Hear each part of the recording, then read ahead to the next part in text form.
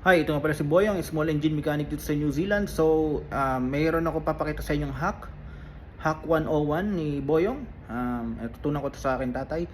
So, ililipat natin ang liquid sa sa ibang lalagyan or ibang jug, or itatransfer natin yung kasi tinatamad tayong maglagay ng top o yung parang gripo niya. Kasi maraming kasi pero maraming ang gagawin.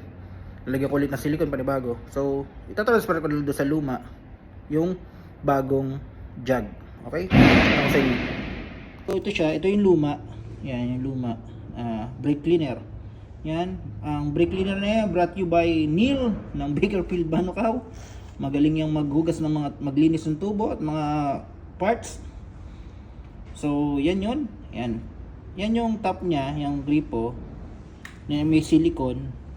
So yun, wala, lalagyan pa. So tinatamad ako. Ang gagawin natin, ililipat natin yung lalagyan nito dito. So turo ko sa inyo kung paano. Napakasimple lang.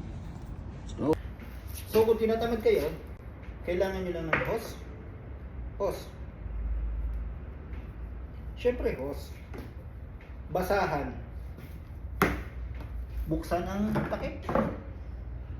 Ilagay ang kabilang dulo ng hose. Tapos buksan to. Tapos buksan ito gamit ito. Bago bili.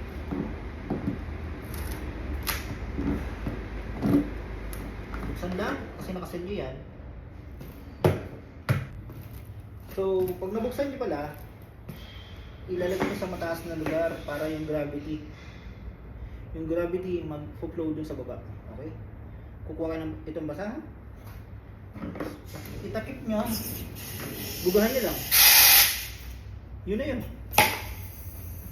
So, papakita ko sa inyo kung paano siya tumulo. Yan. Yan nyo tumulo. Huwag di kakataas kasi lalabas yung diba? Yun. Life hack ni Boyong 101 para sa mga discarding mabilisan. Okay? That's it. That's it for today's video. Sana may natutunan kayo. Or kung wala naman kayo, meron naman akong ito nga pala, isa pa. Kung wala kayo ng compressor ganun, higupin nyo.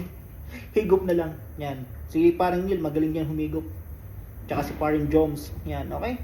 So nga pala si Boyong, small engine mechanic sa New Zealand. Sana may natutunan kayo sa life hack. Or kung wala naman pala, meron naman may nabibili naman self-transfer na liquid. O yun ang pwede nyo gamitin. Okay, let's go!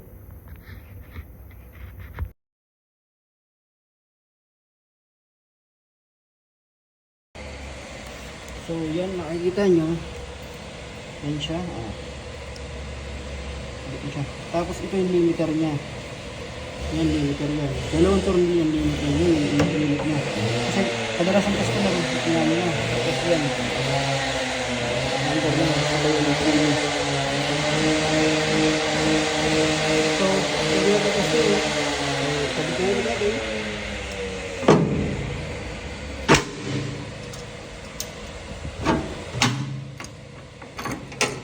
Yan.